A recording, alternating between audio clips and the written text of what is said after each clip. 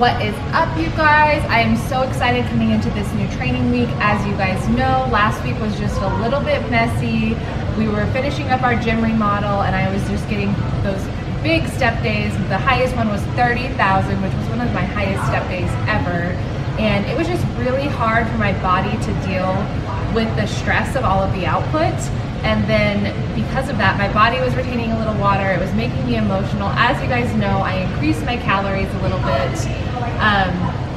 without talking to my coach. And then I was like feeling guilty from it. And then he told me everything was fine. And it was just like a lot of ups and downs of emotions. And then the crazy thing is we finished the project last night, yesterday on Monday. And this morning I woke up starting my new week of prep 4.5 pounds lower than I weighed yesterday. So that's a really great way to start. And this week it should be really easy for me to keep my nutrition, my steps, my cardio, everything right where it needs to be, which the biggest benefit of that is it's just going to be a lot more predictable, and relying on a nutritional deficit versus a high output like cardio and step deficit is just going to be a lot easier on my body. So the name of the game this week is good sleep, good training, 8,000 steps a day if I can manage it, no more, and then just kind of being patient and letting things play out. At this point, I am a pound lighter than I ever was pre-peak week for my last competition. So we have 1 pound of fat down. That means we have 2 more to go to reach our goals, and we have just about 1 month left. So I'm feeling excited and ready to go.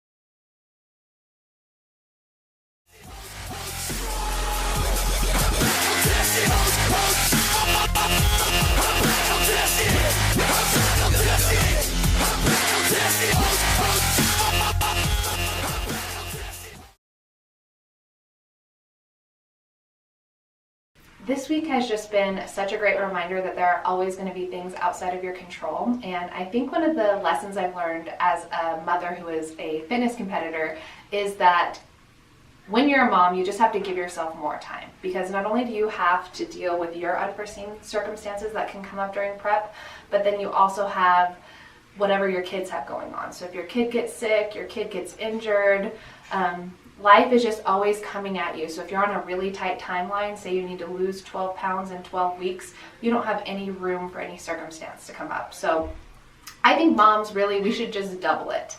If you think you need 12 weeks to lose 12 pounds, give yourself 24 weeks.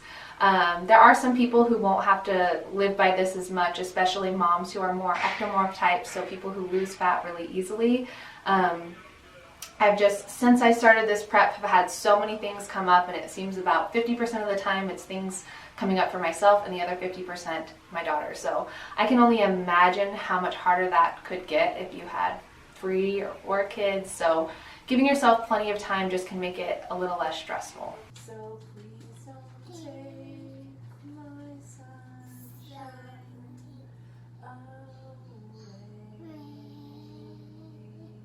So here we are. I kind of started the week at a high, looking so forward to a normal week. My daughter had been sick for a couple of days at that point, and I was like pretty confident, like, oh, she'll be better any day now. It seemed like she was getting better anyways, and now it's been 6 days that she's been not feeling well, which is just so sad as a parent. And then also I started having some slight symptoms. So I think I'm kind of keeping a handle on it. I started glutathione injections, 200 milligrams a day, a couple of days ago, and it seems like that's giving me a little extra ump.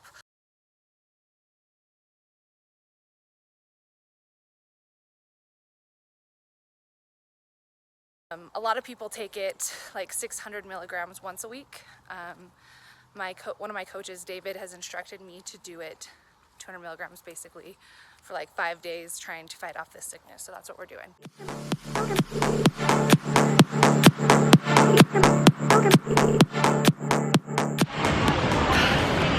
just nothing that quite compares to coming back into the gym and getting a good workout after being sick. Especially if you're someone who loves training, having that forced rest time, which is the best. can be my guiding light. Keep me company. One of the staples of my workouts for the last 5 years has been lateral raises. These are one of the best builders just to give you that nice rounded shoulder cap. And the things that people usually do wrong with this, first is they lift up through their hands. So you'll see as they're lifting, the hand is up higher.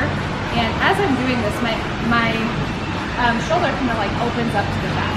What you want to do instead is just kind of have your arm like this and think of leading with your elbows and driving your elbow up until this part of your arm is parallel with the floor. So not above that, not below that, just arms tight.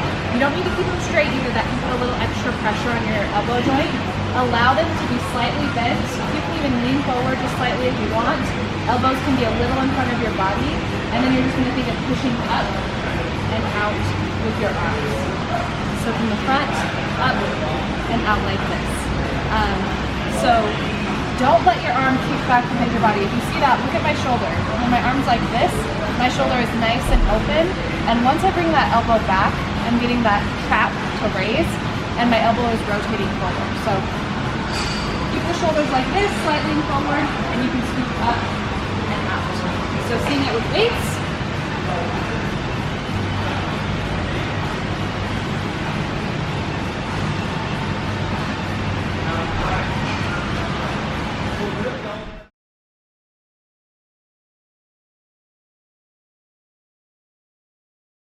What's your training split right now?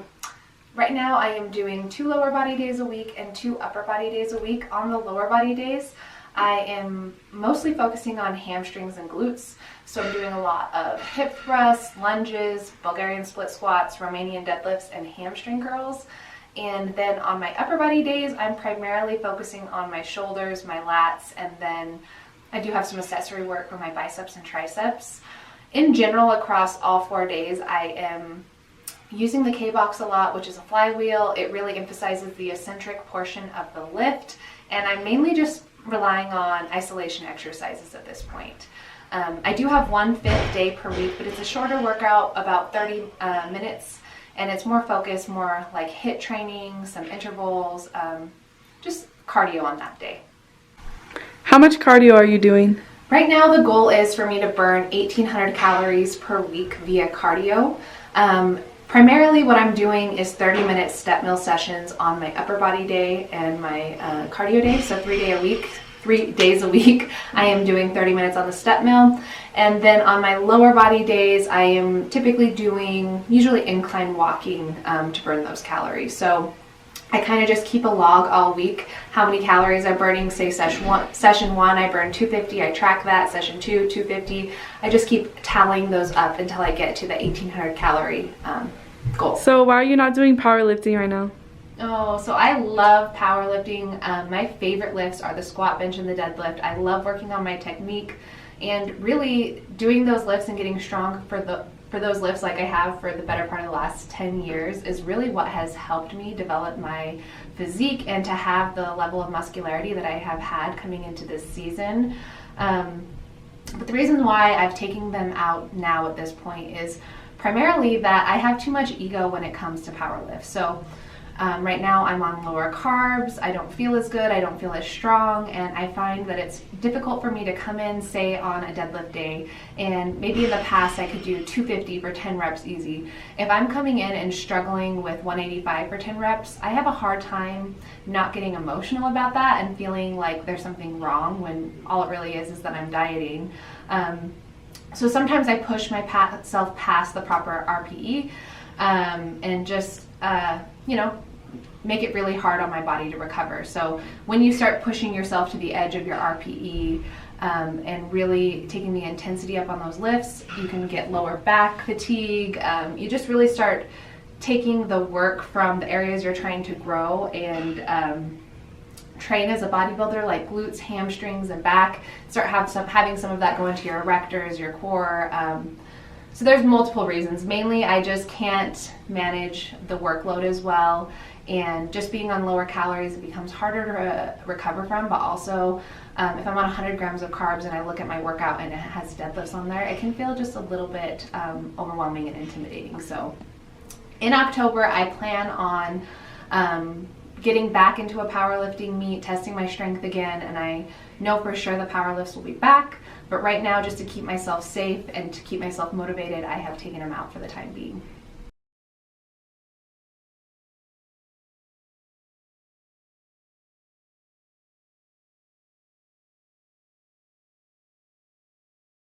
Hi guys, so this week went pretty good overall. I was able to hit my nutrition targets near perfectly, which was my #1 goal because I knew that I was sick. I am sick, so going all out on my training, for example, wasn't the best idea. I still logged every single training session, but I reduced the intensity and the volume just a little bit. So in places where I normally, for example, like hip thrusts, where I could normally do 285 pounds, this week 225 pounds was hard and fatiguing. So I took those losses where I had to, and then I just focused on the consistency with my steps and hitting my cardio target and doing all of my training sessions in addition to the nutrition, hoping that this coming week is going to be a healthy one where everything feels a lot better, and just going to continue kind of pushing it hard. So towards the end of this week, we ended up not taking a refeed, so I'm refeedless this week, and we're going to pop into next week and probably string together some more low carb, low calorie days, Monday through Friday. And then this coming Sunday, I have a photo shoot with Infinity Photo Rob. You can find him on Instagram. On Sunday, and my coaches and I are going to kind of do just like a practice peek into that to kind of see where I'm at. So right now I'm really depleted, no carbs in the muscles. That's hitting me just a little bit in terms of energy, but that's okay because it's short-lived. I can do anything for a week or 2 weeks or 3 weeks or 6 weeks, you know. So yeah, overall was able to have some pretty tidy data this week, and I'm ready for a new week. So as of now, we're going into the next week rolling with these low calories, low carbs, so I'll keep you posted on how it goes.